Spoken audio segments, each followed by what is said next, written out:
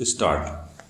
कई साल पहले सजग नागरिकों ने बाहुबल और धनबल के रूप में उन दो दुष्टों की पहचान की थी जो हमारे लोकतंत्र को कलंकित कर रहे हैं। निर्वाचन आयोग की लगातार कोशिशों, सुरक्षा बलों की बड़े स्तर पर तैनाती और कष्टकारी ही सही लेकिन लंबी चलने वाली चुनाव प्रक्रिया को बधाई देनी चाहिए, जिनसे पहले दुष्ट बाहुबल तक काफ़ी हद तक काबू पा लिया गया है। लेकिन दूसरी समस्या धनबल अभी तक चुनावी व्यवस्था का हलाहल बनी हुई है। हमारे लोकतंत्र की विशिष्टता है कि भारत के पास विलक्षण 81 करोड़ 40 लाख मतदाताओं की ज़रूरतों को पूरा करने और स्तरीय इलेक्ट्रॉनिक वोटिंग मशीनों के जरिए मतदान कराने वाली निर्वाचन आयोग जैसी संस्था है।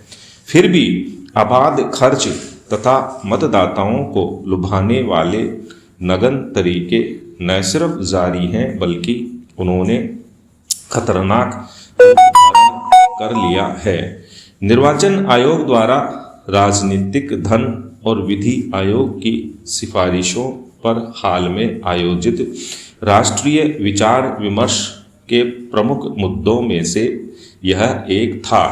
भाग लेने वालों ने जिन मुद्दों को उठाया उनमें से एक था राजनीतिक दलों की फंडिंग और पार्टियों तथा उम्मीदवारों द्वारा चंदा जमा करने से संबंधित वर्तमान कानून। समस्या कितनी बड़ी है इसका अंदाजा तब लगाया जा सकता है जब कोई व्यक्ति समझे कि देश में राजनीतिक दलों को मिलने वाले धन का बड़ा हिस्सा अज्ञात स्रोतों से आता है। चुनाव से जुड़े सभी मुद्दों पर मतदाताओं को जागरूक करने में प्रशंसनीय भूमिका निभाने वाले association for democratic rights (ADR) ने राजनीतिक दलों की फंडिंग पर हाल के अध्ययन में कहा है कि अज्ञात स्रोतों से 20,000 रुपये से अधिक के चंदे की मात्रा 435.85 करोड़ रुपए या राजनीतिक दलों को मिलने वाले कुल धन का महज 9% है। अन्य ज्ञात स्रोतों से प्राप्त आय 785.60 करोड़ रुपए यानी 16% है, लेकिन राजनीतिक दलों द्वारा आय के अज्ञात स्रोतों से एकत्र धन 3,674.50 करोड़ रुपए या कुल धन का 75% है। जन प्रतिनिधित्व अधिनियम ने उन चंदों की सीमा तय नहीं की है जो राजनीतिक दल किसी व्यक्ति या संस्था से स्वीकार कर सकते हैं। वैसे अन्य कानूनी प्रावधान राजनीतिक दलों और संस्थाओं पर कुछ अंकुश लगाते हैं। उदाहरण के लिए पार्टियों द्वारा एकत्र किए जाने वाले धन की कोई ऊपरी सीमा नहीं है, लेकिन कोई कंपनी राजनीतिक दलों को पिछले 3 सालों के औसत शुद्ध लाभ के 7.5% से अधिक धन चंदे के तौर पर नहीं दे सकती। यह भी सिर्फ तब ही हो सकता है जब कंपनी के बोर्ड की संपुष्टि हो। वैसे सरकारी कंपनियों को इस तरह के राजनीतिक चंदे देने से अलग रखा गया है। इसी तरह एक कानून राजनीतिक दलों को मिलने वाले विदेशी चंदों पर रोक लगाता है। अन्य लोकतांत्रिक देशों के कानून में भी इस तरह के प्रतिबंध हैं। इस मुद्दे की जांच कर चुनाव सुधारों पर अपनी 255वीं रिपोर्ट में भारत के विधि आयोग ने पाया है कि ब्रिटेन में राजनीतिक दलों को व्यक्तिगत या कंपनी के चंदों की सीमा नहीं है, लेकिन वहां भी विदेशी चंदे पर प्रतिबंध है। जापान में भी विदेशी चंदों पर रोक है। दूसरी तरफ ऑस्ट्रेलिया में व्यक्तियों या कंपनियों पर इस तरह की सीलिंग नहीं है, न ही विदेशियों ट्रेड यूनियनों या सरकारी ठेकेदारों से चंदा लेने पर कोई प्रतिबंध है। वैसे कानून बेनामी चंदों पर रोक लगाता है। विधि आयोग ने पाया है कि फिलीपींस में राजनीतिक चंदे पर कई तरह के प्रतिबंध हैं।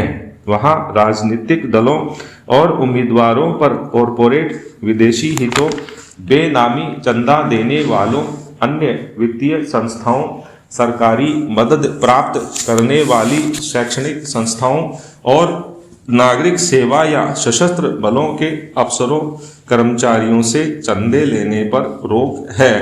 राजनीतिक दलों को कॉरपोरेट से चंदा लेने पर भारत में पहले प्रतिबंध था।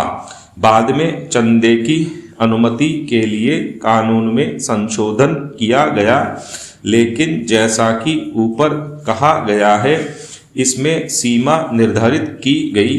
जापान में PFCA राजनीतिक दलों को कॉरपोरेट चंदे पर सीमा लगाता है। इस कानून का एक हिस्सा यह है कि पिछले वर्षों में लाल घेरे में रही कंपनियां राजनीतिक दलों को चंदा नहीं दे सकती। राजनीतिक फंडिंग पर ADR का विश्लेषण स्थिति की गंभीरता को दिखाता है और जब तक इसे दूर नहीं किया जाता है, स्वतंत्र और निष्पक्ष चुनाव के दावे कम विश्वसनीय कहे जाएंगे। जन प्रतिनिधित्व अधिनियम RPA की धारा 29C में गड़बड़ी का मुख्य स्रोत है, जिसमें किसी पार्टी को 20,000 रुपये या इससे कम चंदा देने वाला व्यक्ति अज्ञात रह सकता है। राजनीतिक दलों को इस छेद का दोहन करने में कोई पछतावा नहीं है। वे इस तरह के छोटे चंदों का अपने पार्टी फंड में बड़ा अंशदान दिखाते हैं। इनकी पहचान अधिकारियों को उजागर करने की जरूरत नहीं होती। वस्तुतः यह रास्ता राजनीतिक दलों के खजाने और इस तरह चुनावी व्यवस्था में बड़ी मात्रा में काले धन को सुलभ बनाता है। कानून से बचने के लिए राजनीतिक दल दिखाते हैं कि उन्होंने एक ही व्यक्ति से कई बार 20,000 रुपये का चंदा लिया है।